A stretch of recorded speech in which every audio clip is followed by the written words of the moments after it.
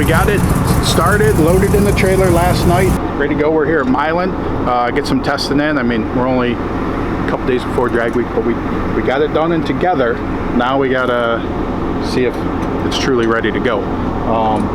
Fought some stuff last night with getting the stuff running in together. I mean, number one, burnout tubes, all that's good, goes back in the back. Now we got that tank relocated. There's nothing up here.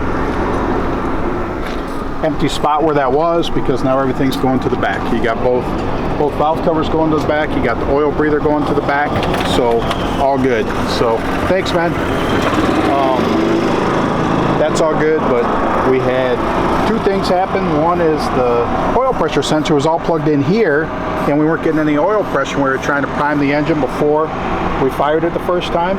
Well, we chased everything, we screwed around with it for a while, but then we figured out that there's another plug in the harness that it just wasn't plugged into. It was up under here, so we had plenty of oil pressure, but after an hour of screwing around with everything, because all that's new and changed around, so we were thinking we were doing something wrong, but all good, all solved there. Then we get all that together, we fired up off the primer pump, and the primer pump is, because it's mechanical pump, so the first time you start it for the day or whatever, you prime it is the best way. So there's a little primer pump that builds pressure in the system, so that when you start it, then the mechanical pump kicks over and pressure goes up. Well, first time doing that, we fired it up and did it a couple times. It fired right up. The problem is then all the fuel pressure went away. The primer pump couldn't keep up with it.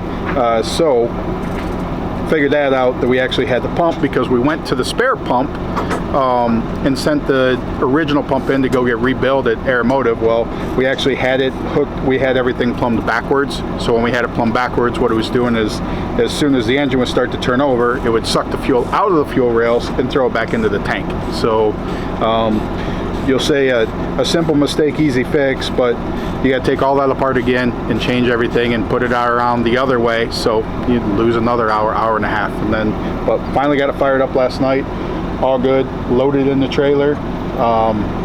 Now we just have to get the wheelie bars on it, the slicks on it, and warm it up, make sure it goes on two-step, all that stuff's good, and try and make some test passes with it. So that's today, trying to get ready for drag week here in a couple days. And like I think I said earlier in this video, because that was yesterday's filming that we did, but yeah, we're so far in that we really don't have a plan B. I mean, it's plan A all the way, and we're hoping we get everything sorted out with this and we're good to go. So.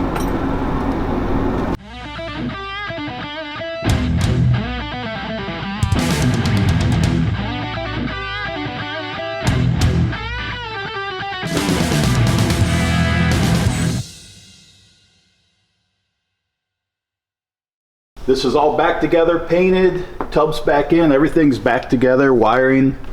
Took a new path through here. So Bob added extra gussets to this to close in the triangle on this side. Just everything we can do to try and strengthen this up, try and prevent it from happening again. But so that's there. We got the tires on so we could turn around, because we got the engine back from Steve yesterday. So that's in. They're starting to plumb that stuff up with the turbos, the headers, try and get everything in order. Injectors, took the injectors and got cleaned.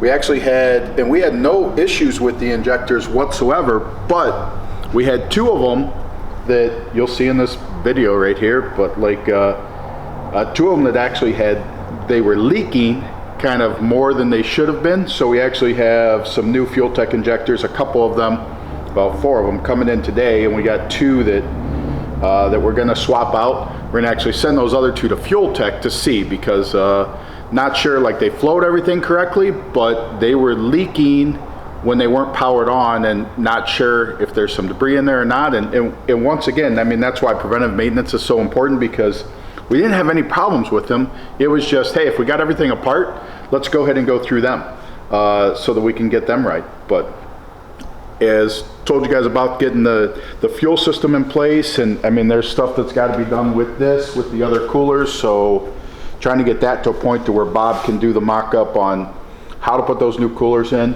We got a bunch of hoses and stuff coming in from Red Horse because we're swapping out some hoses and stuff with things, just, you know, preventive maintenance type stuff that we got to do. Transmission should be back from Rosser Day. It's not in there, so it's not in there, so that's still an empty spot, but that goes in pretty quickly. So we are on the right track to hopefully get this thing together. There's still fab work still needs to be done, which is the burn down tubes on taking care of that to go to the back of the car.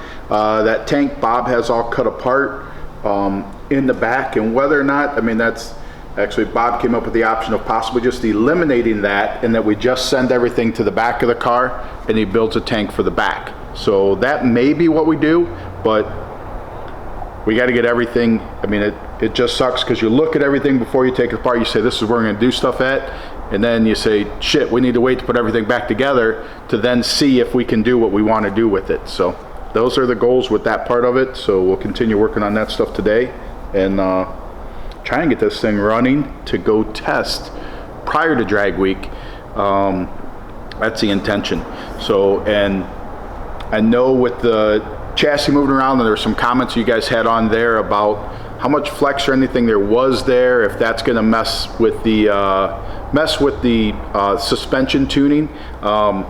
We really don't think so, because we know roughly when it had to have happened because of me feeling tire shake. The data did not show, so we know that that's the point, and at that point we had the car locked down running straight. So I mean, we feel like we put everything back to the way it was.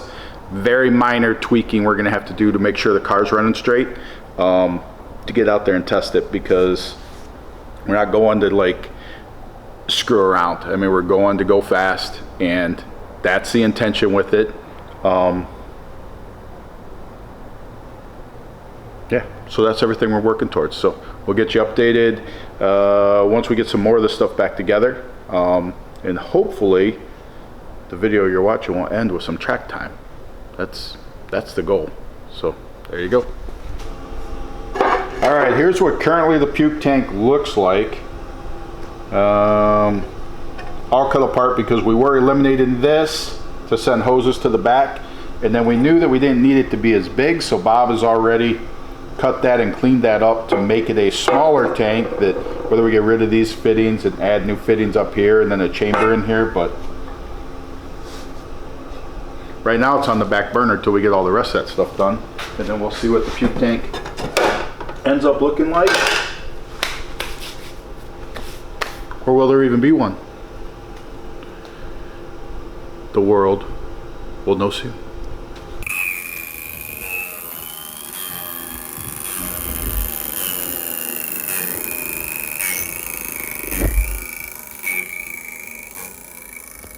All right, so where we're at is we have found that all those injectors over there are good. Two of them have issues that they're leaking quite a bit, and the one in reverse flow to clean it out won't even hold itself closed. But so he's now doing an ultrasonic test on them, or ultrasonic cleaning on them, and then once that's done, we'll put them back in, see if that corrects it. If not, I mean, routine maintenance, we found two injectors with problems that need addressed. All right, so working on getting this thrashed together to try and get this stuff done. We're getting close. So burn down tubes, we actually have eliminated. The tank in the front, Bob decided just we'll can that and then send everything to the back rather than send it to the front, then have to send it to the back, which would just be more plumbing. So we got the burn down tubes plugged in with Wiggins clamps through the firewall. So that part's done. Fuel cells in. I mean, we're pretty much ready to start adding fluids in the front. There's modifications to get the coolers on here to then get that back. So those are in place. Hopefully that helps us with the with running warm. It's like always, we got no time to test it beforehand, so we are just hoping for the best and then have to deal with it there. But we did, I mean, just to be able to get these here versus the old setup that was on here, This was bigger, covered more space, more dense. So the idea is that these flow better, take up less space, but by overhanging them on the sides and running the plumbing, then we had the front end was coming into it. So Bobby actually had to, like, we only had with the shroud, the fan shroud, we can't go up because of the front end. So back, we could only go back, I mean, a quarter of an inch, like tops, but that quarter of an inch, then let this stuff clear. So hopefully we're in good shape, but I mean, literally Bobby had to cut this off and move it back a quarter of an inch. So I mean, that's how small, I guess, minor issues, or like, yeah, not a lot of wiggle room, I guess. That's the point, is got as much as we could that then we think opens that up perfect. We still haven't put that on there, but so that's in place. Like I said, most of the stuff's all plumbed up, wired up. We're real close to fluids on that. And then started routing the burn down tubes. Aiden was working on it last night, but getting those coming through the firewall, running back, and then in the back. And the problem that we have is that literally you've got the only space, tire goes from here all the way to the middle. So you got the space in between the frame rails. Well, that space in between the frame rails, that's our fuel cell for the street. So we don't have that area to run it through, so everything is super tight trying to get through that area. But then Bobby's fabbing up a catch can for back here. They'll go here. The tubes aren't in yet, but they'll come in and then go to this tank. So the other one that we have, which can't get around this way, but like the other spot we have is over here.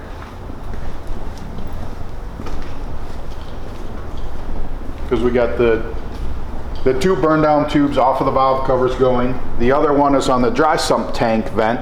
So that goes, and it's going to be up tight to here, runs here, goes through the firewall. Then that one's going to run this side, which isn't in yet. It's going to run this side and then jump over and tie into that same catch can. So we've officially eliminated the catch can from the front. It's in the back. There'll be a chimney on it or whatever through the deck lid. So now we're venting into open air behind the car. So hopefully it'll be a much better situation with it, but trying to get that done so that we can get this thing fired up. The goal is we get this thing fired today. That we get it fired up today and head to the track tomorrow to get some testing in with it and see where we're at and start making progress. But I mean, we're literally, it's crunch time, not a lot of time, and we're 100% in on this. So that means that there is no time to get plan B ready, because we're doing everything to get plan A ready. So hopefully it all ends up paying off and we have this thing on the track testing tomorrow. You'll probably see that in this video if we did. That's our update. All right, guys, 2025 is shaping up to be an amazing year in the sick limelight. I don't know what you want to call it, in the sick world. There you go, the sick world. We have Sick Week, dates are out. So that is end of January through beginning of February. Sick Summer, June. So I can tell you Sick Week's happening, same tracks as always. That release coming soon. Sick Summer, same tracks as always. That release coming soon. Sick Michigan Miles, I mean, new event, like one of our one-off events. So like that is like we did Death Week last year. This year we got 666 coming up here quickly. So next year we've got Sick Michigan Miles is the one in Michigan in August. That's going to be an epic event because, I mean, literally we're covering the coastline of Michigan. So freaking awesome there. Now for our last event of our week-long events that we're doing next year is Sick Smokies. So Sick Smokies, we're in the Smoky Mountains. So a couple good things there is Smoky Mountains. There's lots of Smoky Mountains. Well, there's one Smoky Mountain range, but there's lots of mountains there. The other is we're going to cruise our cars through Nashville. So epic. So when we think of these one-off events, we literally just say, where do we want to go? And because we feel like if the group of us want to go there, then you guys are going to want to go there too. Sick Smokies, epic area of the country. It's awesome. That is going to be our October event. So after it cools down there a little bit, and we're going to have an awesome time, and we're going to go through Nashville, like I said, and I mean and the Smoky Mountains, of course. So like Gonna be epic, gonna be cool. What the heck did I have to say? Like, trying to think. Like, I mean, and here's the problem though, because when I say that we pick the events that we want to do, like the places we want to go, like for vacation, it's like we have so many ideas that it's like 2026 is already well in the works for our one-off events, and we're looking at doing 2 in 2026 as well. And I mean, it's just, there's so many cool places to go, and so call it little time to do it because we can't go freaking every week. So that's why we moved up to 2 events next year, is to go to 2 spots that we think are going to be awesome. You pick the one you want to go to. Do you want to come in the one-off event and go to Michigan? Do you want to do the Smokies, or are you crazy and you want to do both? But, well, I know you want to do both, but can you do both? Like, that's a whole nother story.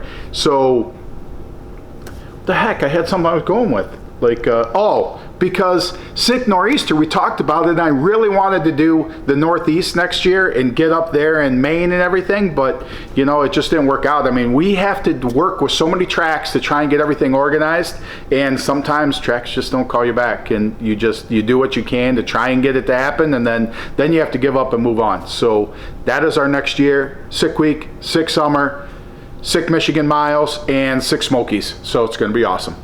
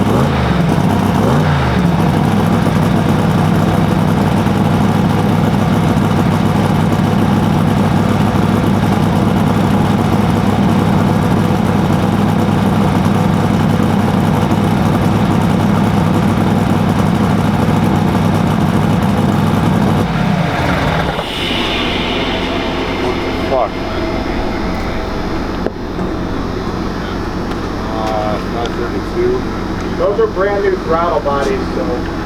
Okay. So that could be that they're not It may just be that it got warm enough and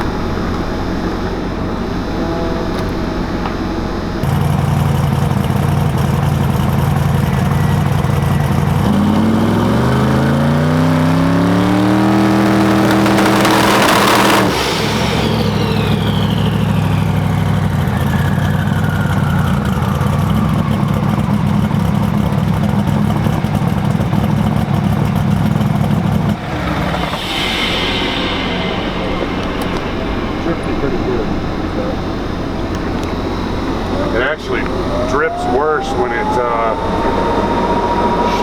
shut it off.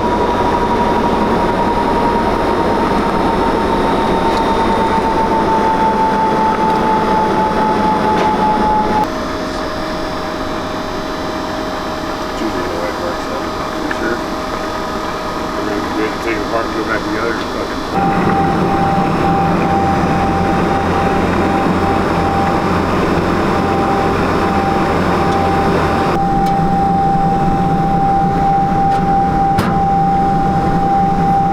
Got your rag on there? I think so.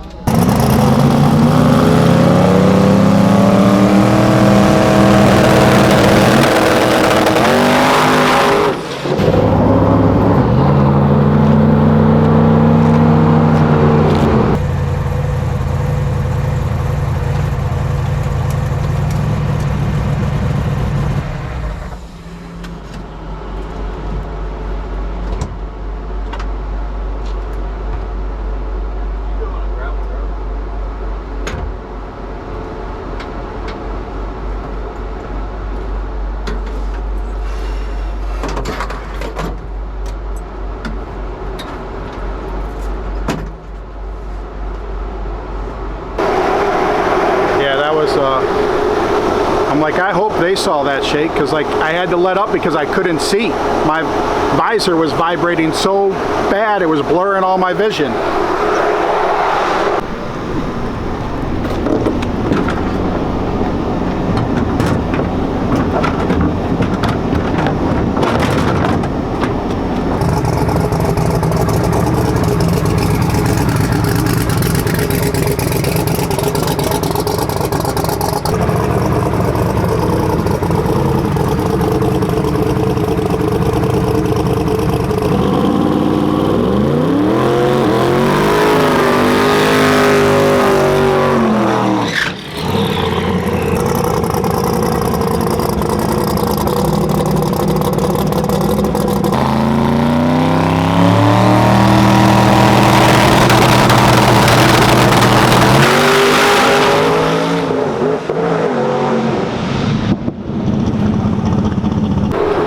So the right lane dead hooked the tire.